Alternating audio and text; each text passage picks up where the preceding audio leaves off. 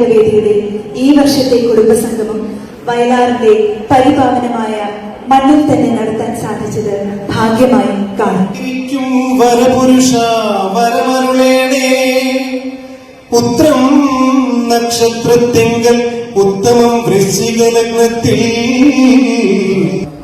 വയലാർ സംസ്കാര വേദി അതിന്റെ 4ാം വർഷത്തിലേക്ക് കടന്നിരിക്കുകയാണ്.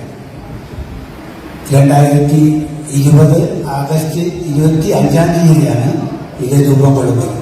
അതിനുശേഷം സാമൂഹ്യ സാന്ത്വന സാംസ്കാരിക രംഗത്ത് വളരെ നിസ്തുലമായ സേവനമാണ് നമ്മുടെ ഈ കൂട്ടായ്മ അനുഷ്ഠിച്ചിട്ടുള്ളത്.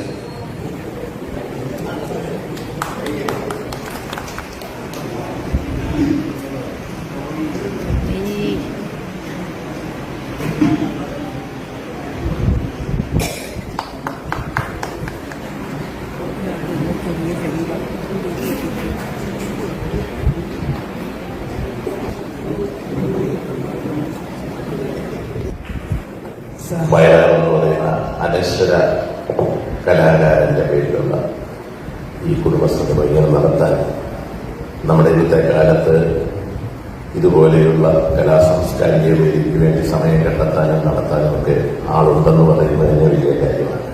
മലയാളം കണ്ട വിപ്ലവ കവി എന്നാണ് നമുക്ക് ഒറ്റ വാക്കിൽ വിശേഷിപ്പിക്കാൻ പറ്റുന്ന വയലാർ.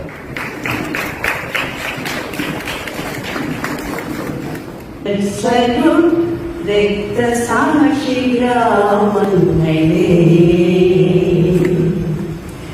പുന്നത്ര വയലാർ ഗ്രാമങ്ങളെ പുലകങ്ങളെ വീരപുലകങ്ങളെ പുലകങ്ങളെ വീരപുലകങ്ങളെ രസനും രസനും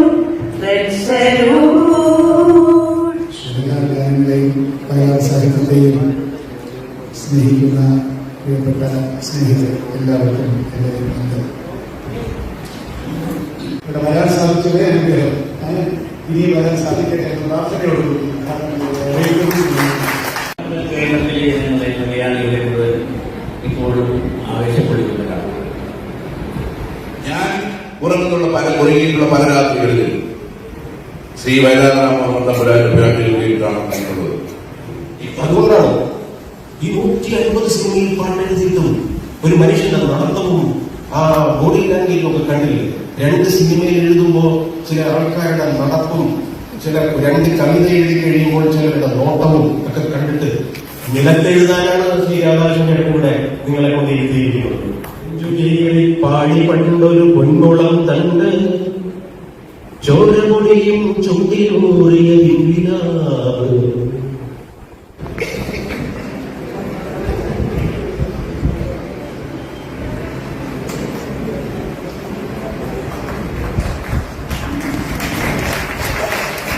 അഗ്നിപർവ്വതം പുകഞ്ഞു, ഭൂചക്രവാളങ്ങൾ ചുവന്നു, മൃത്യുവിന്റെ ഗുഹയിൽ പുതിയൊരു രക്തപുഷ്പം വിടർന്നു. അഗ്നിപർവ്വതം പുകഞ്ഞു. കഴുക ഹേ കഴുക, കറുത്ത ചിറകുമായി താണുപറന്നീ കനലിനെ കൂട്ടിൽ നിന്നെടുത്തുകൊള്ളു, എടുത്തുകൊള്ളു.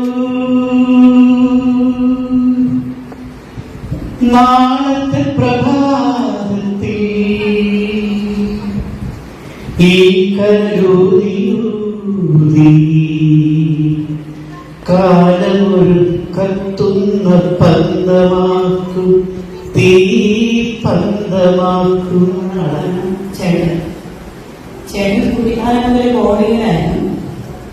അച്ഛൻ വരുമ്പോൾ അതുവഴി കയറി ചേട്ടനെ കാണും. ഞങ്ങൾ കൂടെ സഞ്ചരിച്ചിട്ടുണ്ട്. അച്ഛനെ കൂട്ടിക്കൊണ്ടുവരാൻ പോവും, ചേട്ടന്റെ ബോർഡിങ്ങിൽ പോവും, ചേട്ടനെ കാണും. ഞങ്ങൾ ഒരുമിച്ച് ഹോട്ടലിൽ പോവും, ഭക്ഷണം കഴിക്കും, തിരിച്ചു വരും. വീട്ടിൽ വന്നാൽ വലിയവരുടെ